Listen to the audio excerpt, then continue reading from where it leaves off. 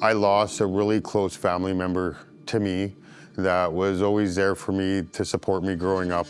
And when I lost him, knowing that with the knowledge that I have and the skills that I have, that I possibly could have helped him. I didn't realize how severity it was because I was just had the new kids, and so I'm focused on the family. And so he passed away, and they found him so many days later, and I had to be the one that went in to clean everything up. And it was really hard for me. It still really is hard. But what I had to go through that day really made me want to try to help to the point where another family didn't have to go through what I did.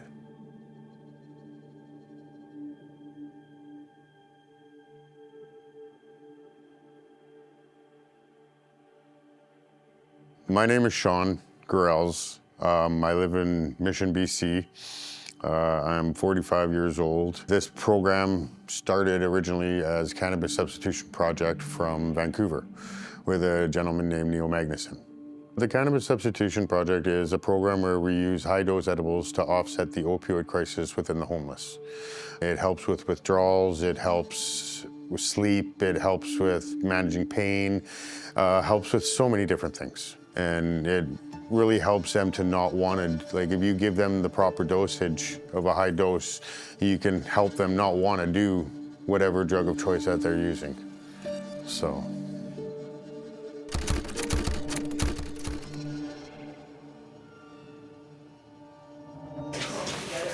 Or like, so there's 50 in each bag, in each bucket, sorry, two in a bag. So each one of these is about 100 milligrams each, is what they are. And so they'll get one of each bucket, and they'll get a cookie and a Rice Krispie treat. The cookies are about 250 milligrams each, and the Rice Krispie treats are about 500 milligrams each. And then we have a couple other little treats that, we have some more cookies, and like this week they'll get 2 cookies, 2 Rice Krispie treats, and then they'll get one of each, and they'll also, somebody donated little bags of 2 grams of weed each so that they can roll themselves each a duty. So if you think about it, this week they're probably gonna, because normally it's about 1,800 milligrams that we give a week. And we're trying to make it so we can get up to 3,000 milligrams so that it gives them 500 milligrams a day for 6 days, and then on the 7th day they see me. So, because we're talking to everybody, it's about it's anywhere between 500 to 800 milligrams a day they use to keep them away from whatever hard substance that they're using. So right now we're probably around 300 mils a day they get for roughly, if they stretch it out. So, but it all depends how they do it. Eventually what we'd like to do is get a brick and mortar so that this way we can actually have them register with us and they can come to us instead of doing this once a week, we can have daily set up so they can come to us and get their 300 to 500 milligrams a day so that they don't have to be using, because a lot of times their packs get stolen from them when they go to sleep or this or that. So for them to be able to come get it daily would help them a lot more, because then now they're not having things taken from them when they pass out. Coming down.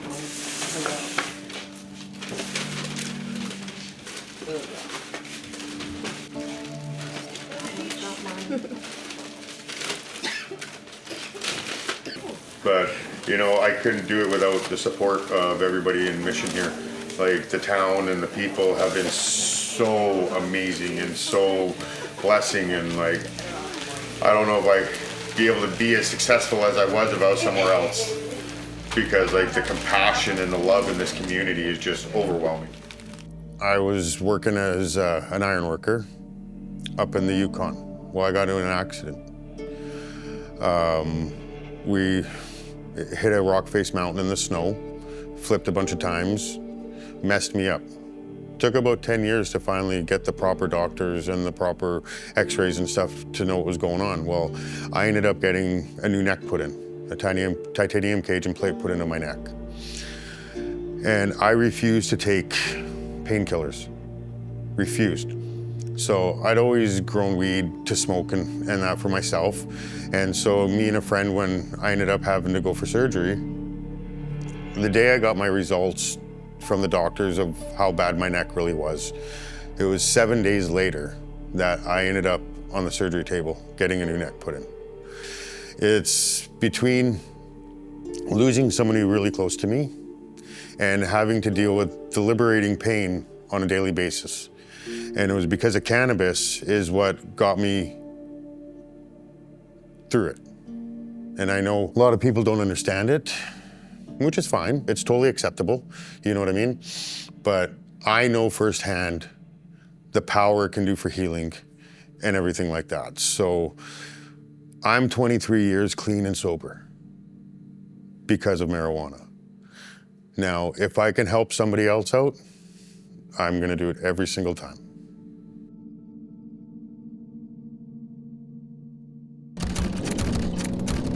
Perfect. So whereabouts are we going to be hitting up today? You said there's a couple places you usually go? We start at the shelter. Okay. So we start behind there and we'll get there and you'll see a lineup of people. There's usually a lineup of people waiting for me when I get there. Gotcha. And then from there we go over to the bottle depot.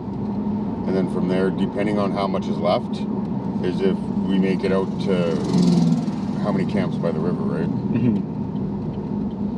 And how many care packages do you have? 50. 50. Yep. 50 care packages and 50 chilies.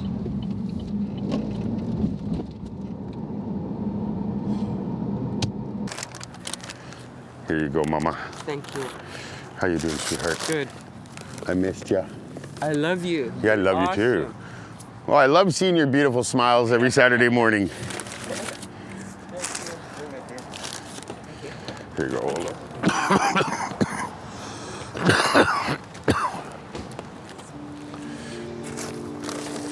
What size shirt do you wear? Large. Large? Okay. I'd say X.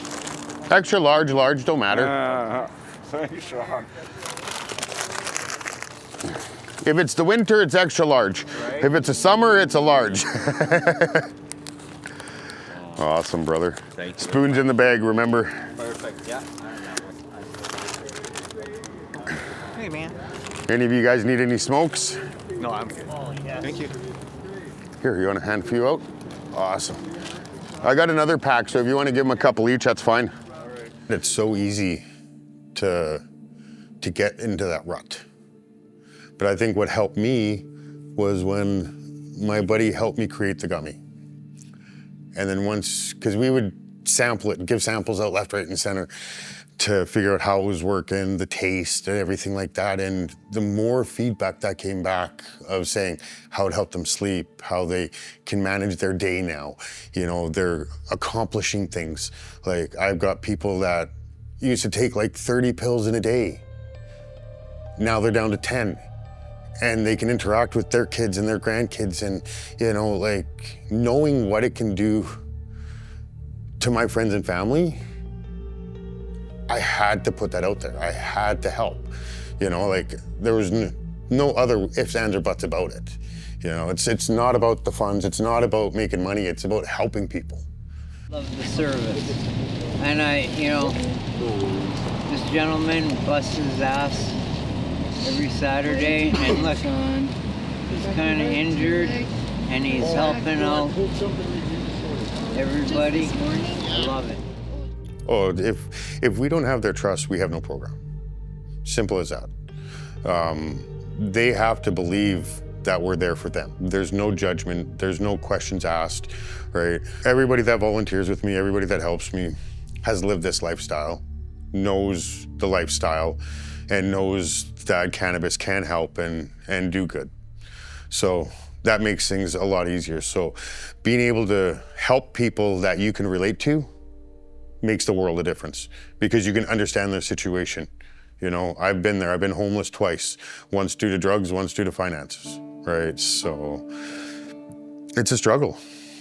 But for me, there was one person in my life that stood out and really helped me. And if it wasn't for that person, I don't think I'd be here sitting here today. So if I can be that one person for somebody else, then I know I've done my job.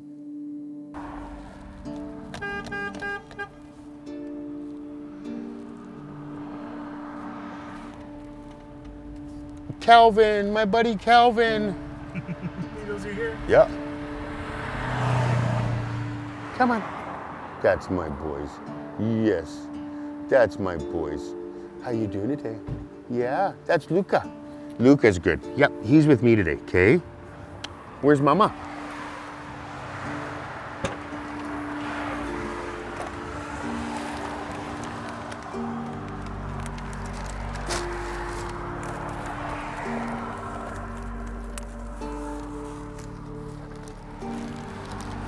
So when I moved to Mission over 3 years ago, I knew once I moved there that there was no program like what I'm doing out there. And I really wanted to start my own program out there. And I discussed it with Neil Magnuson before he passed away, and we'd gone through details and stuff like that.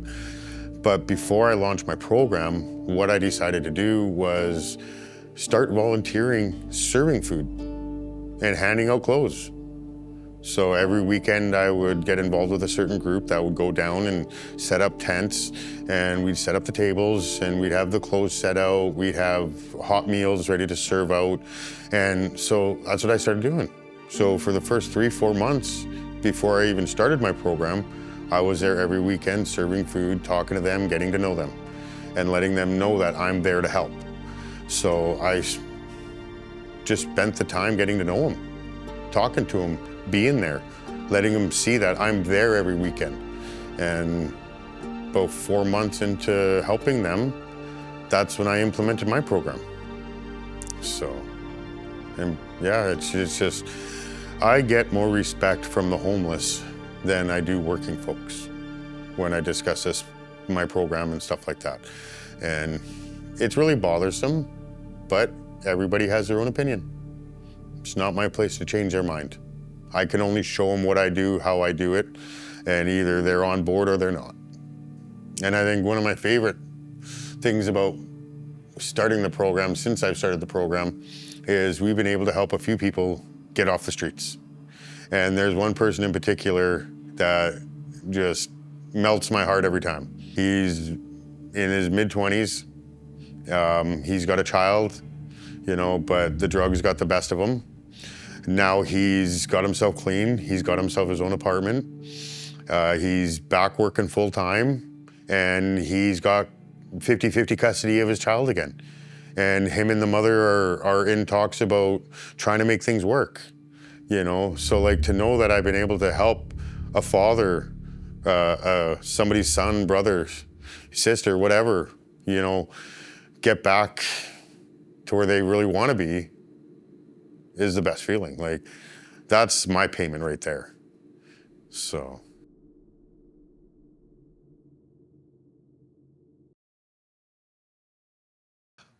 I couldn't do it without the volunteers and support of my community. And I just really need to say thank you for everything from everybody. I couldn't do it without you guys. Thank you so much. I really appreciate that, and I look forward to big things coming, but we're gonna take our baby steps to make sure we get there properly, so. That's awesome. Well, thank you. Thank you for taking the time to meet up, all the time that it took to get everything ready to go and to film, and I'm excited to see how it turns out. Oh, hey, perfection isn't done overnight. Exactly. Rome wasn't built in a day, so we want to do things right. We need to take our time and make sure things are getting done correctly. So thank you for having me here, and I really appreciate it.